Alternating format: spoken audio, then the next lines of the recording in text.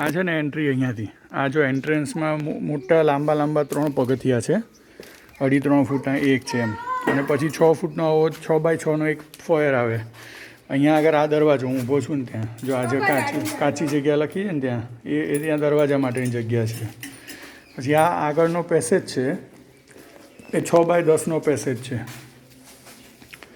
Right side ઉપર જાઓ તો આ ઓફિસ કમ મિની બેડરૂમ થશે આ 9x8.5નો છે અહીંયાથી પાર્કિંગથી સીધું આવવું હોય તો અહીંયાથી આવી શકાય અને આ છે એ ઓફિસનો ટોયલેટ આ 6.5x4નો છે 7 ફૂટનો છે પછી અહીંયાથી આપણે હોલ તરફ આવ્યા આ પહેલો હોલ આ 16x15નો હોલ છે અને એમાં મોટી બારી છે વેસ્ટ સાઈડ ઉપર અહીંયાથી પવન આવશે ઉનાળામાં અને એ પાછળ 8 ફૂટ બાય 50 ફૂટનો લાંબો પેસેજ છે બહારના ભાગે એટલે વોકિંગ ચાલવા માટે સારું રહે આમ 1.5 ફૂટનો 8 ફૂટમાંથી 1.5 ફૂટ ક્યારો જતો રહેશે એટલે 6.5 ફૂટ આમ ઓપન જગ્યા મળશે ચાલવા માટે પછી અહીંયાથી આપણે ડબલ હાઇટના રૂમમાં આવ્યા આ ગાર્ડન ફેસ થઈ ગયો અહીંયા આગળ ડબલ હાઈ આમાં અહીંયા આગળ સ્લાઇડિંગ ડોર આવશે એલ્યુમિનિયમના ગ્લાસવાળા જાળીવાળા સેફ્ટી ગ્રીલવાળા પછી અહીંયા આગળ આ ખોખા ભાઈ આવે છે ને જ્યાં ખોખા પડ્યા છે એ ડાઇનિંગ એરિયા થઈ જશે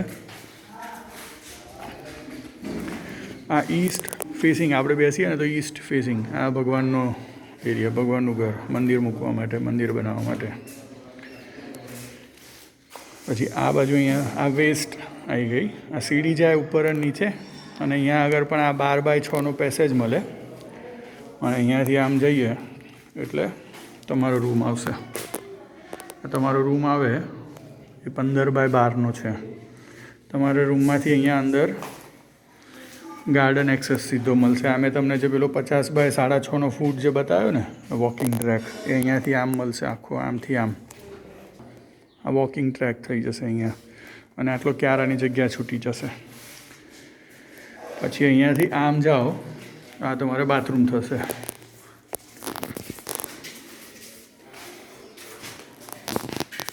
અહીંયા આગળ આ જગ્યાએ વોશ બેસિન આવશે આ બાથ એરિયા અને આ કોર્નર છે તે કમોડ આવશે પછી અહીંયાથી આપણે આવ્યા આ ડાઇનિંગ એરિયાની એક્ઝેક્ટ પાછળ આવા common bathroom area common washroom એટલે એમાં કમોડ ના હોય ખાલી વોશ બેસિન અને ચકલીને એવું હશે નાહવા માટે હા સોરી નાહવાનું ના હોય આમાં કમોડ હોય અને વોશ બેસિન હોય છે કાઢી નાખશે એ તો અને આ આવ્યું કિચન ટીશાસ ડેન આ 15x12નું કિચન છે અને આ અહીંયા પહેલું જગ્યા છે ને આ જગ્યાએ ફ્રીઝ માટે છે પછી આ સાઈડ પ્લેટફોર્મ અહીંયા આગળ ગેસનો ચૂલો એટલે મેઇન પ્લેટફોર્મ અને આ બાજુ સિંક આવશે અત્યારે આ કાપેલું જ છે જો આ દેખાય ચોરસ કાપેલું એ સિંક માટેની જગ્યા છે કાપવાની છે એ છે અને અહીંયા છે ને એ ડિશવોશર આવશે અને પાછળ બાજુની જગ્યા રહેશે ત્યાંથી એ કંઈક બીજું મૂકી દઈશું આને છે ને as a standing dining table કહેવાય ને કિચનમાં ચા બા પીવી હોય આપણે બેઠા બેઠા વાતો કરતાં કરતાં એ કરવું હોય ને એના માટે ઊંચું રાખ્યું છે પ્લેટફોર્મ કરતાં અને આપણી એક્ઝેક્ટ પાછળ છે ને કિચન એટલે પ્લેટફોર્મની સામે આ સ્ટોર છે આ 6x8નો સ્ટોર છે તમારું બાથરૂમ હતું ને જે 6x8નું એ એક્ઝેક્ટલી એટલું જ આ બેકયાર્ડ છે આ બેકયાર્ડ 10x27નું બેકયાર્ડ છે અહીંયાનું કિચનની પાછળનું અને પછી આ બાજુ પાછું બીજું હા છઠ્ઠી નનો તો શું કરે છે આ 27x10નું જે બેકયાર્ડ છે આ છે નીચે બેઝમેન્ટમાં જવાનો રસ્તો આ ગોલ્ડન ગેલેક્સી નામના ગ્રેનાઇટ છે બહુ મોંઘા છે 180 રૂપિયા સ્ક્વેર ફૂટનો રેટ છે પણ સ્પાર્કલ થશે આમાં લાઇટ મૂકી દઈશું ને આમ ચકાચક લાગશે જો આ બધું લગભગ 950 ફૂટનો ટોટલ એરિયા છે બેઝમેન્ટમાં કાર્પેટ એરિયા 950 ફૂટ છે. આ હોલ છે મોટો, આ એવી રૂમ માટે, અને એમાં ઉપર એવી 6x1 છે ને વિન્ડોઝ છે, એટલે વેન્ટિલેશન જગ્યા રાખી છે. આ ફર્સ્ટ ફ્લોરનો પેસેજ આવી ગયો. આ 6x12નો પેસેજ છે.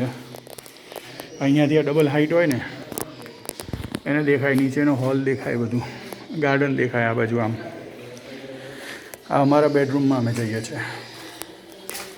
એમાં 12x4નો પેસેજ છે. આ બાથરૂમની એન્ટ્રી છે. આ બાજુ પેલું જે કર્યું ને વોર્ડરોબ છે આખું મોટું, જો આ રીતે 10.5 ફૂટની હાઇટવાળું વોર્ડરોબ છે. અને આ બાજુ નાહવાનો એરિયા છે, આ નાહવાનું, અને કમોડ અહીંયા આવી જશે. આમાં 2 બારી છે, એક ફિક્સ કરી દીધી છે આવ્યા, અને વોર્ડરોબ તરફની છે એ ઓપનેબલ છે, અને એક એક્ઝોસ્ટ ફેન આવી જશે આમાં. પછી આ બાથરૂમની બહાર આવી છે ને, એટલે અહીંયા એક નાનું વોર્ડરોબ એરિયા રાખ્યો છે પાછો બીજો, અને આ 12x15નો બેડરૂમ થઈ જશે. એમાં 1 અને 2 સામસામી બારી, અને આ છે ને સીટ આઉટ રાખ્યું છે, આઉટસાઇડ આમ દેખાય એ રીતે, અને 2 બારીઓ છે એની. આ ઉપરની ગેલેરીમાં જવાનો રસ્તો, અને આ રેલિંગ છે કરી નાખીને ગઈકાલે જ નાખી. મજબૂત છે, બહુ મજબૂત લાગે છે, અને આમ જાડી લાગે છે, બહુ મજબૂત, આમ વધારે પડતી મજબૂત લાગી જ મને તો. થોડો હમ છે, વાઇબ્રેશન વધારે છે, કેવડાવવું પડશે અમને.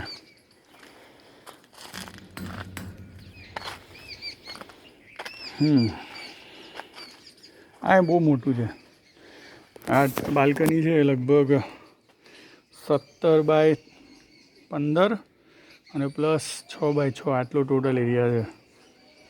ફ્લોર પર ચડીએ ને તો લેફ્ટ સાઈડ પર અમારો બેડરૂમ, રાઈટ સાઈડ પર જઈએ એટલે આ સ્ટડી એરિયા આવી ગયો, સ્ટડીનો રૂમ છે. આમ એકચ્યુઅલમાં 15x12નો જ હતો એક્ઝેક્ટલી તમારો બેડરૂમ જેટલો, પણ એમાં આ દિવાલ વચ્ચે મૂકીને એટલે આમ આ પાછળ આમ થઈ ગયું.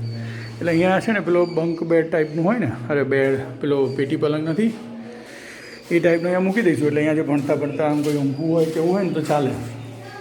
હા, અહીંયા સ્ટડીમાં, અને અહીંયા આગળ આ 2 કોર્નર પર ટેબલ મૂકીશું, વચ્ચે ઓપન રાખીશું.